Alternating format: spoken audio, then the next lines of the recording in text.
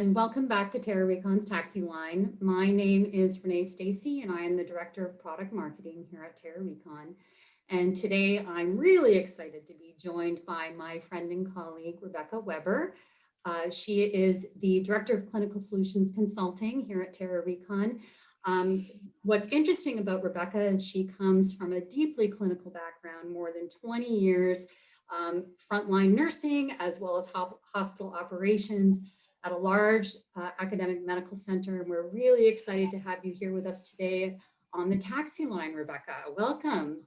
Thank you. I'm super excited to be here. It's my first RSNA, so Wow. this has been a great experience so far. That's good. Well, we're really excited to have you. And Rebecca, of course, she spends a lot of time with our customers and clients, really helping them to make really smart clinical decisions about their AI investments.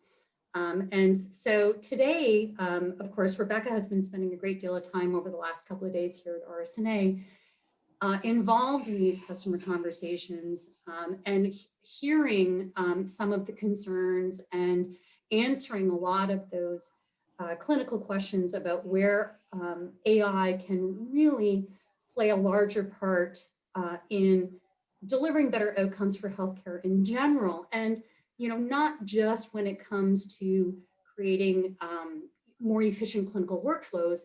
There are certainly much other areas where there's greater clinical impact that can be achieved as a result of AI. And you told me a great story today about a conversation that you had with a customer. Would love to hear a little bit about that. Yes. Well, earlier today I was speaking to a physician, and we were really talking about AI's role in being able to help prevent misdiagnosis and clinical variability. You know, a large part of what I did for many years was sit on our performance improvement committees. I was very involved at M&M meetings. And a lot of the times, you know, a lot of the misdiagnosis has a root in you know, initial misdiagnosis in medical imaging.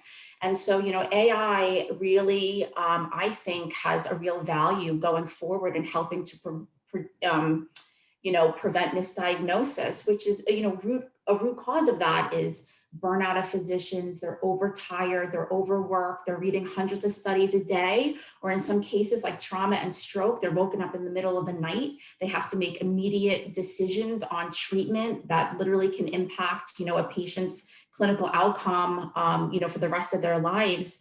And sometimes things are not so obvious in medical imaging. You know, I mean, it can be, you know, easy to miss a small bleed, you know, a patient that's having a small subarachnoid hemorrhage. So having, you know, automatic rapid delivery, you know, at the point of care, like an automatic second opinion, it can be really impactful and really, you know, make the difference between, you know, a misdiagnosis that's, you know, going to have a poor clinical outcome. You know, it's easy to Monday morning quarterback at the end of it, you know, in an M&M meeting saying like, oh, this was missed and how could it be missed?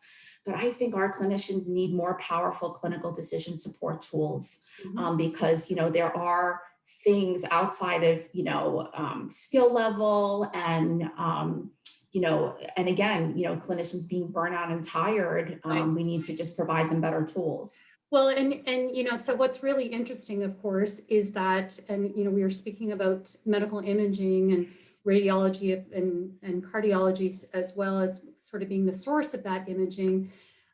We can't underestimate, of course, the impact of AI in radiology in terms of how that data flows outside of the radiology department. So you're talking about, you know, if we can manage to improve systems and remove barriers in radiology using AI, and that data and information can flow down to the point of care to other physicians, there's of course greater value to AI in radiology than just in radiology, I guess is my point, right? So, you know, surgical, you know, ER, trauma, like all of that, I mean, really plays a part in how AI can help improve with some of these clinical decisions that are being made in radiology. Yes, I mean, even just to piggyback on that in terms of clinical decision support, even in pre-surgical planning, you know, you have more accurate pre-surgical planning means less time in the OR, less exploratory surgery, which will always mean, a better clinical outcome for the patient.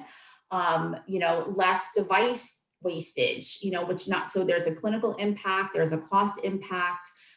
So AI And length really, of stay, I would imagine, right? Length of stay for patients. I mean, I'm sure it has a huge impact for that as well. So yes, definitely length of stay. I mean, coming from somebody that, was deeply ingrained in the world of stroke, I can't tell you how many times length of stay was impacted by a backlog of, radiological studies, patients literally just waiting for that final read for them to make a discharge diagnosis decision. And, if it's a half a day, that's a huge cost to the hospital. you're absolutely right. I mean, it's really exciting to see how AI is really going to be functionally a huge lever, I think, for healthcare. And, it's wonderful that RSNA is able to continue going on this year, at least virtually.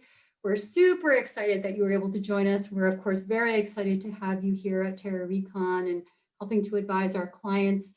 We're going to, I'm sure, see you again over the course of the week. I hope you're having a great RSNA, lots of great conversations. Yeah. If anybody who's listening to this interview is interested in speaking to Rebecca and to our organization about some of these solutions and about Rebecca's services, please go to terarecon.com where you can make a request for a meeting invite. And I guess that'll be it for us tonight. Rebecca, have a really good evening and have a great rest of the show. Great. Thanks so much, Renee. All right. Talk Thanks. to you Take care. soon. Okay.